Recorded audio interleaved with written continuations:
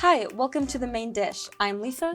And my name is Charlie. Thank you for tuning in to our pilot episode where we will be discussing our favorite flicks through the female gaze, starting from appetizer to main dish. Before we start, I'll let you know a little bit about ourselves. Me and Charlie both have a background working in TV production, film, and news, and we're both pursuing a degree in media and communications. Me and Charlie even both worked at a state news file. Charlie was on the big screen, and I was in the control room and behind the camera. Through studying and working together throughout the years, it was natural that we became best friends. So we were both interested in learning more about feminist theories in film, and we also both love to cook and eat food. So it's super fun that we get to make new dishes together, and we just love to watch movies and discuss them in our free time. A huge thank you to NUTV for letting us combine our interest in this show, The Main Dish. With that being said, we are going to discuss the Barbie movie, which was a huge influence in the pop culture world.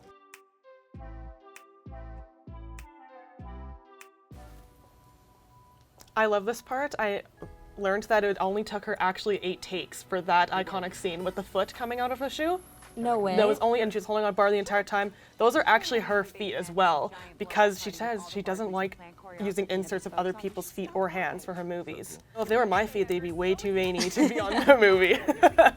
You knew it was going downhill when she was wearing the blue dress instead of the pink one. You know exactly. And they were all wearing blue. I didn't actually notice that. They're all wearing blue when things started to go down. Oh, I wonder if that was like a color choice? That was definitely a color choice. Wait, this is one of my favorite outfits of the whole movie, like that little blue dress. To go to the real world. Yeah, getting real Matrix vibes from the red pill, blue pill here, to be honest. The first one, the high heel. You have to want to know, okay? Do it again. I wonder what kind of conditioner Ken needs after he got his hair damaged after filming this movie, to be honest. Okay. These outfits are so cute, the 80s ones. Honestly disappointed this Halloween. There was not too many Barbie costumes, and I think that everyone assumed that everyone was going to be Barbie for Halloween. Yeah, so then no one did it. So then no one was Barbie. That was actually such a flop. I was expecting so many more Western Barbie fits for Halloween. Same. I kind of missed out on that. We missed out on that. Yeah, I know. Yeah, we were going to do it, but then you're too afraid. Shout out to my sister Katie. She did dress up as Barbie for Halloween. And Jacob, he was Ken. Shout out, guys. Okay, Will Ferrell being in this movie was so unexpected. Yeah, but it actually added so much to the film. You know, I kind of was expecting, because he does play a lot of like a goofier role throughout a lot of his other films, Yeah. but he did actually have some kind of insightful Yeah, it movement was to good. the movie. Ideas live forever. You know, I like the Barbie font that they used for this, but I think I kind of preferred like the 2000s, early 2000s Barbie font. Wait, what was that one? It was a kind of a little bit more, I think they had a little bit of inspiration from Bratz as well. Oh, yeah. Yeah, where the B is kind of like a signature more than it is like handwriting. Right, yeah, I remember that one. That Yeah. was super cute. Barbie sits in the 14th position for the top lifetime grossing movies of all time. It is actually the first female-directed film to gross over $1 billion. It is a big, big deal. So with that, we'll get into some fun facts about the movie. So spoiler alert. To start off, Margot Robbie actually had 18 different wigs throughout the film. There was different types of blonde with different tones. So for example, in the dancing scene, there was a bluish undertone, like a cooler, icier blonde. For the introductory scene, it was a warmer, more of a pinkish blonde. And these are subtle differences, but I do think that this adds to the movie quite substantially. You can really tell, I feel like with Barbie, there was like a pressure for her to look like so pretty and like perfect. And in every single scene, I couldn't help but thinking just how beautiful she looked. And I know that blonde can kind of be a hard color to rock. I was blonde for all of high school and a little bit of college. And in some lighting, it was great. And in other lighting, it was not that hot. On the topic of lighting and color, there were no solid black or white colors used in any of the Barbie land set designs. So this means that they didn't use like any like white or black lighting. And then in painting, they say, you know, don't use any black, always mix your colors. And I think that made the film way more colorful and fun. And that's in fact that really surprised me because I thought that it looked so bright and like youthful. Because there was so much pink paint used on the set, it created an actual international shortage for pink paint around the world at one given time. Everyone on the set was also wearing pink for the movie. That was something that Greta Gerwig wanted. Fun fact. Yeah, we got half of our crew wearing pink right now. Come on, guys. We could do a little better. 2 out of 5 is not bad. 2 out of 5 is not bad. So the Barbie ambulance in the movie, when Ken gets injured, was actually based off of a real-life Barbie toy. And it's just so awesome that it was exactly the same setup. I think I had the exact same one when I was 5 years old. That's so funny. It genuinely looked like the Barbie, like I didn't have that one, but I had the Barbie caravan, and like when you split it open down the middle, it looked so similar to that. At like the very end of the movie in the credits, they showed like this dog and they're like making fun of bad Barbie designs, and it was a little dog that pooped. I had that dog. The dog that poops. I had the Barbie dog. Okay, you don't need to flex on us like that. Just bragging. So there's this scene with an older woman. Barbie's sitting on a bench. She sees an older woman, and it's her first time as a Barbie seeing aging, or like a woman who's aged and has wrinkles. And she says to the woman, she says, "You're beautiful." And the woman like laughs or something, and she's like, "I know." And they actually wanted to cut that scene in the movie because the movie was like running long and it didn't add anything to the plot. Greta Gerwig insisted that it stay there. She said, "If I cut the scene, I don't know what this movie is about." She's actually a famous costume designer, and she designed the Mamma Mia costumes. Shut up. She did.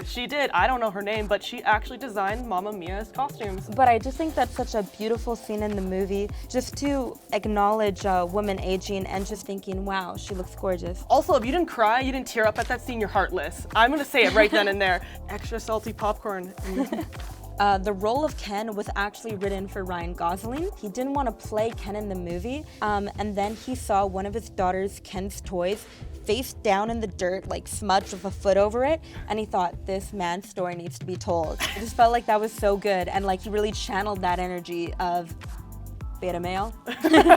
I do not know who they could have casted other than Ryan Gosling. I think he was perfectly casted for that. And like I said, like how many actors are gonna go through getting their hair bleached that drastically? And like side note about Ryan Gosling, he's like a dramatic and a romantic actor, but he's also hilarious of comedy. He's so effing funny. Yeah, he's definitely underrated. I only thought of him as like a romantic. I was stereotyping him. I was always thought he was too good looking to do anything funny. Like, I'm sorry. Yeah, everyone's just like, ha, that's so funny. Yeah. Kiss me. So Ken was specifically written for Ryan Gosling, but did you know that Barbie was not actually written for Margot Robbie? It was actually intended for Amy Schumer. Okay, that's actually crazy because I couldn't picture it being anyone but Margot Robbie. So Amy Schumer was actually casted originally to be Barbie, but Greta Gerwig and Amy Schumer saw some creative conflicts because Amy Schumer wanted the main Barbie to be an inventor, but Greta Gerwig wanted to keep the main character Barbie as a stereotypical Barbie because it kind of helped with the plot a little bit more, to develop a little bit more easily. And quote, so Amy Schumer said that the movie didn't feel feminist and cool if the main character Barbie was not an inventor. So Lisa, what do you think about that? Do you think the movie is feminist? Do you think it's cool? I feel like that is a pretty heavy topic to get into, Charlie. In fact, it might be so heavy that that should be considered in our main dish. So at the beginning of the movie, I felt like this huge wave of like empowerment in like a really like positive feminist way, just because I love like the society that like Barbie lived in, and it was so like unique and refreshing to see the female president, the female trash workers, and like every bit of the society was being like run and like controlled by the Barbies, and just having all of these women supporting each other. I thought that it was super cute, and it just like made me feel like really good. I think that it's really worth it to mention how at the beginning of the movie, they tackle how all dolls before Barbies were just baby dolls. So that meant that all that woman or that all that girls could look up to was being mothers, and when they would play as mothers. But now with these dolls, there's astronaut Barbie, vet Barbie, Dr. Barbie, and they could like play these roles where like they imagined to be like different things, and that must have been like so empowering for women, and that was something that I never even considered before I seen the movie. The first job that Barbie had was a teenage fashion model in 1959 and an astronaut in 1965, years before Neil Armstrong even set foot on the moon. Greta Gerwig did a really fantastic job of dismantling the idea that Barbie is supposed to like perpetuate these stereotypes that you know, women are just supposed to be pretty, they're just supposed to be moms. I think it was like nice to show that we all have kind of this deep down feeling that Barbie is unrealistic, and I think that Greta Gerwig did a fantastic job showing that these are real positions that women can aspire to be. I found personally another great point was mentioned in the movie, the absurdity of trying to reach perfection. Because she wants to be human, she wants to feel present, she wants to feel in the moment. We are always constantly, I need to be better at this, I need to be better at that, I need to seek perfection. But when we do that, we're actually just hyper-focused on our insecurities, and by striving for perfection, we don't actually get to really feel fully human. So that's why Barbie, it feels so much more comfortable to try and seek perfection, and that's why her days started off as perfect in the beginning of the movie. Nothing ever went wrong, but then when suddenly things went wrong, her actual insecurities began to show that she felt like before America Ferrera's monologue that she wasn't good enough, that she wasn't a pilot, she couldn't fly planes, she couldn't do all this. I think it's very important that they made the point that perfection is absurdity. And then I felt like Barbie, like, it mirrors the reality that women face, where they're felt into like a box where they have to be like perfect dolls, and her wanting to be human like reflects the internal womanly battle of not wanting to be like this doll that like fits into this concept of, you know, we're just perfect all the time, like we're humans with like emotions, and sometimes I feel like as women like we can't really be that. Of Barbie before the monologue doesn't feel like she's perfect. How are we supposed to feel like we're perfect, right? When Barbie experiences like getting flat feet, or like Barbie's scared of like getting cellulite, she's scared of like being a real human. And then I feel like a huge part of the transition into womanhood, I feel like that's you realizing that you're gonna be a human with your own flaws and differences. There's many different ways that people experience success. There's many different ways that people experience beauty. When you're achieving this idea of perfection, you're not actually fully realizing and carving your own identity and realizing that there's actually perfection and humanness. Hey, America Ferrera's monologue, it says like women feel like they have to be perfect, they can't complain, they have to answer to men. And it just like listed all these things that women have to be, and the internal battle that we have when we can't reach these goals. Well, it's an internal battle because this goal is always like contradicting itself. I think Greta Gerwig nailed it on the idea that perfection is absolute absurdity. Seek out and carve your own identity. Our pressures to be perfect comes from us living through the world through the male gaze. And for me, it was a really like shocking and jarring scene going to the real world, because I was like, oh my God, this is so mirroring, you know, real life. One of the major issues I do have with the movie is that when they bring up the concept of patriarchy, they bring it up as like men versus women, as this like lash between each other. And I don't think that's necessarily true. That doesn't need to exist. There's already enough like men versus women like propaganda in the world. We don't need to add any fuel to the fire. I feel like men, you know, sometimes they hear the word feminism and they think, oh, you know, like what about men? And it doesn't like necessarily hit well. So I feel like that's a really delicate line that, you know, needs to be danced around. And then I feel like some men, you know, might not respond to this because it's just, oh, here's another, you know, man versus woman thing, instead of really the true definition of feminism, which is uniting in equality. You know, it kind of reinforces the fact that feminism is woman-oriented. Because I was hoping for more of a solution where the men and women would be more even. That's what I'm saying. If Ken was in the government at the last scene, I think it would have actually been a little bit more of a powerful conclusion to the movie. Not necessarily that the movie was bad. I just don't think that the solution to patriarchy is constructing a matriarchy. I feel like the film did a really good job of showing a real world problem, the way that men are in power of the patriarchy. However, then it went on to show a fantasy solution. It was not just a Barbie issue, but it was a Barbie and Ken issue. Patriarchy is a thing that they both face. And then they could have been a better team too. Yeah. Like they did not need to be so divided throughout the whole movie, really. When all of the Barbies just do like this, like, oh, we're gonna go and unhypnotize the girls. It was just so fantasy and so unrealistic, when the beginning was realistic. So then as a woman, then it makes me feel like there's no solution to patriarchy. I left the movie feeling sad. You know, I felt so uplifted in the beginning, and then in the middle, I felt like, wow, they're addressing a real world issue. And then the end with the fantasy ending. It kind of started off really strong. And then I just found that the end of the movie went so rapid. Like it built up the idea of understanding patriarchy and how it affects society really well. And then out of nowhere, it was like, okay, like it just happened. The movie ended super quick. Billie Eilish's song in the movie, she did this line. Don't tell my boyfriend that's not what he's made for. Yeah, exactly. And I felt that line from the song of the movie was extremely powerful. And it was something that really affected me and that it should be acknowledged because it talks about how women don't want to burden men with their struggles and they try to keep it to themselves.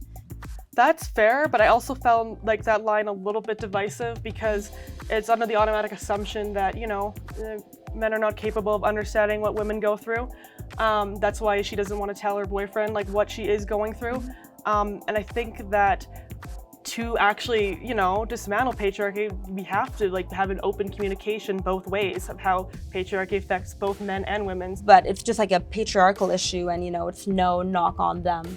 If Greta Gerwig kind of, you know, ensured the idea that patriarchy is not men versus women or men over women, I think it's more of just extremely powerful men against men and women. And I think if she solidified the fact that it does impact both genders, then we would have had a stronger little bit of a solution and a little bit ending of the movie. When we discuss gender, I feel like we need to briefly talk about the character of Allan because he was a confusing and like decisive one.